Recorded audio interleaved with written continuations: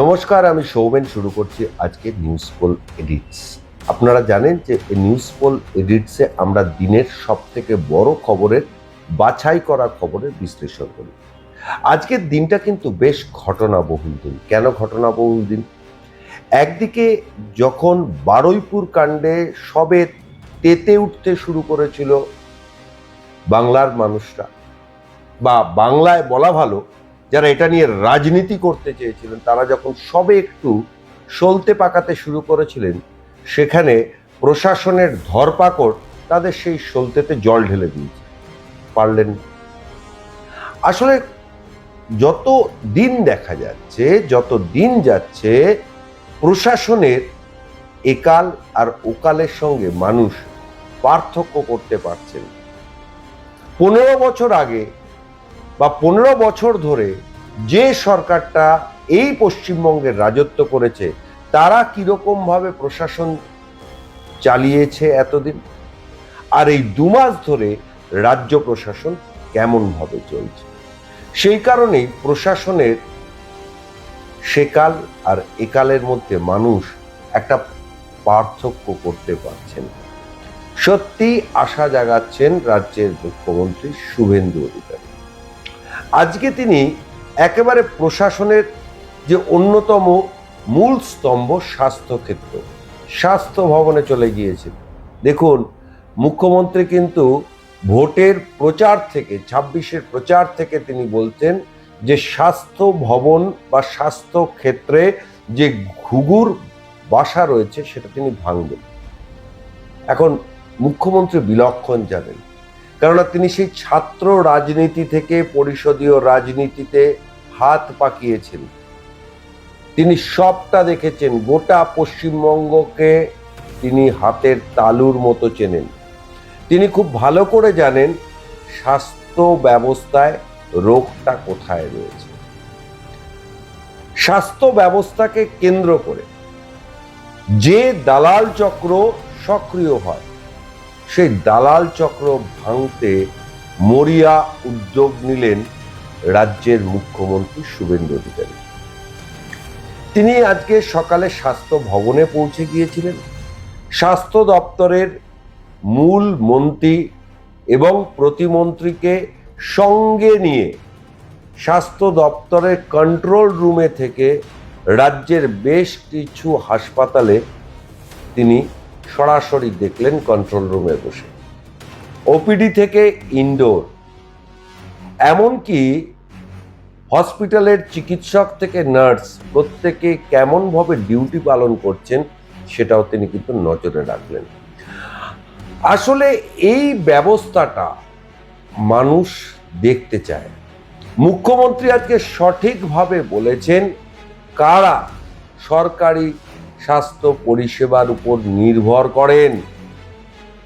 মুখ্যমন্ত্রী বলেছেন যে নেতা মন্ত্রীরা কেউ কিন্তু সরকারি স্বাস্থ্য ব্যবস্থায় যান না। একেবারে প্রান্তিক মানুষ, গ্রামগঞ্জের শহরের প্রান্তিক মানুষরা নির্ভর করেন এই সরকারি স্বাস্থ্য পরিষেবার উপর। কাজেই সংস্কার দরকার সেই সরকারি স্বাস্থ্য পরিষেবা। তার জন্য সবার আগে দরকার কি? Monitoring system. এবং এই জুলাই মাসের মধ্যে মহকুমা পর্যন্ত যত হাসপাতাল আছে সব কিন্তু এই মনিটরিং সিস্টেমের আওতায় চলে আসবে। মানে কাকদ্বীপ গ্রামীণ হাসপাতালে কি চলছে রিয়েল টাইম সেটা কিন্তু নজরদারি করার ব্যবস্থা থাকছে সল্টলেকের স্বাস্থ্য ভবনে। বা আপনি যদি মনে করেন খাতড়া মহকুমা হাসপাতালে আজকে ওপিডিতে কি চলছে দেখি তো, ওপিডিতে অবস্থা, সেটা কিন্তু এখন এই জুলাই মাসের শেষে মনিটরিং করা সম্ভব হবে। এবং সব থেকে বড় কথা, একটা প্রশাসনিক প্যাটার্ন।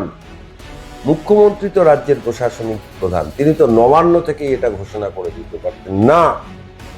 রাজ্যের স্বাস্থ্য প্রশাসনের যে সদর দপ্তর স্বাস্থ্য ভবন, সেখানে 2 মন্ত্রিসভার সহকর্মীকে নিয়ে তিনি গোটা বিষয়টা নজরদারি করলেন এবং বেশ কিছু পরামর্শও দিলেন। মুখ্যমন্ত্রী এটাই চেয়েছিল। তাই আজকে স্বাস্থ্য ভবনে সংবাদ মাধ্যমের সামনে কি বলেছেন মুখ্যমন্ত্রী শুনুন। কারণ কোনো নেতা মন্ত্রীর লোকেরা সরকারি হসপিটালে যায় বলে আমার জানা নেই। তারা প্রাইভেট হসপিটাল অ্যাভেল করে। বড় বড় আধিকারিকরাও তাই করে, যারা হাই ইনকাম গ্রুপ। ন্যাচারালি এখানে যারা আসেন তাদেরকে পরিষেবা দিতে হবে এবং সব হসপিটাল থেকে দালাল রাজ মুক্ত করতে হবে এবং মানুষকে সুন্দর পরিষেবা দিতে হবে। এবং আমরা ভারত সরকার নাম দিয়েছে আয়ুষ্মান মন্দির। মন্দিরে যেমন পবিত্রতা থাকে, শুদ্ধতা থাকে, স্বচ্ছতা থাকে, একাগ্রতা থাকে, সেবাপরায়ণতা থাকে, সেই ভাবটা স্বাস্থ্য কেন্দ্রগুলোতেও আসবে। মুখ্যমন্ত্রী দর্থহীন ভাষায় বলছেন দালাল রাজ উৎখাত করতে হবে।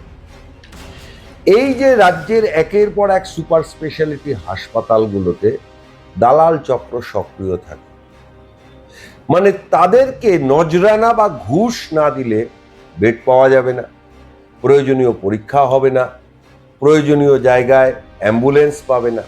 কেন ঘুষ দিতে হবে? ঠিক কথাই তো ধরেছে।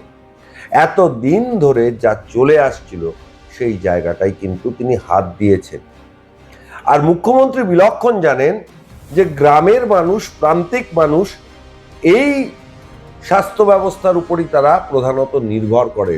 তাই সেখান থেকে যদি সংস্কার করা যায়, গ্রামীণ মানুষের কাছে, গঞ্জের মানুষের কাছে, শহরের গরিব মানুষের কাছে রাজ্য সরকারের সদিচ্ছাটা সরাসরি পৌঁছে যাবে, যার জন্য কোনো বিজ্ঞাপনও লাগবে না, কোনো কিছু লাগবে না। মানুষ তখন বলতে পারবেন যে না বাবা, সরকার দুর্দান্ত কাজ করছে।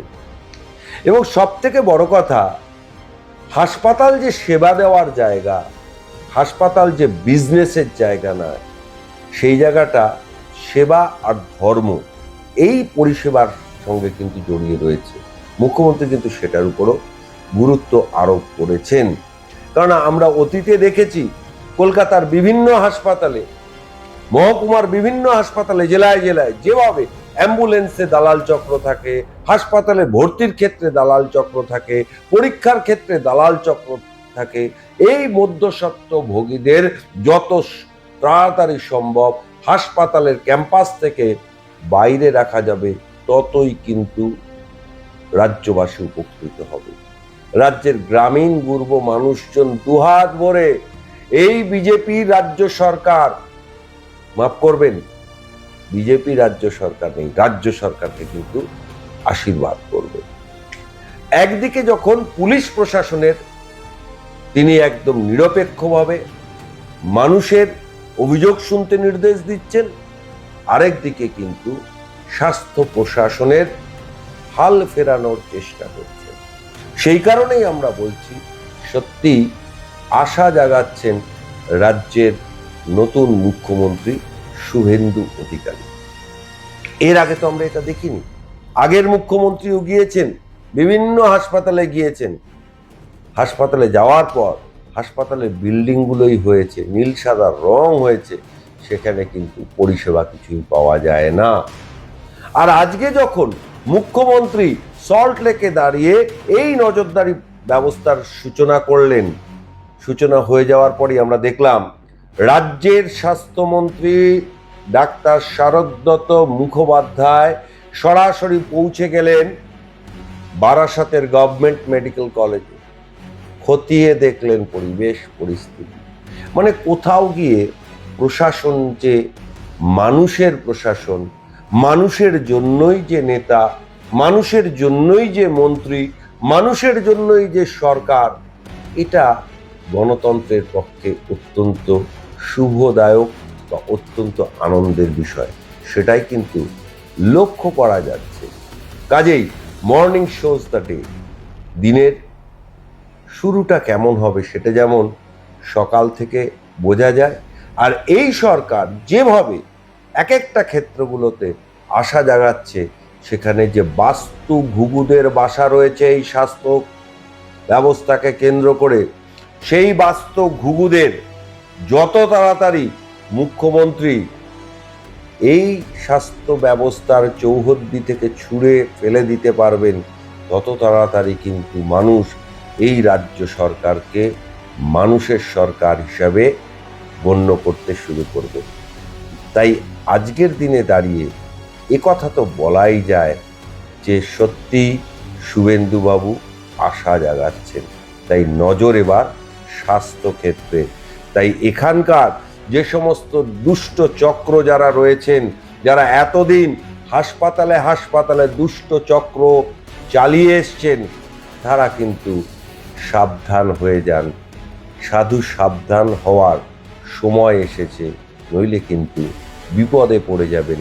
কারণ রাজ্যের মুখ্যমন্ত্রীর নাম শুভেন্দু অধিকারী। আজকের নিউজ পোল এডিটস এই পর্যন্ত। সমস্ত খবর ও আপডেটের জন্য চোখ থাকুক নিউজ পোল বাংলায়। নিউজ পোল বাংলা, খবর বিশ্বজুড়ে।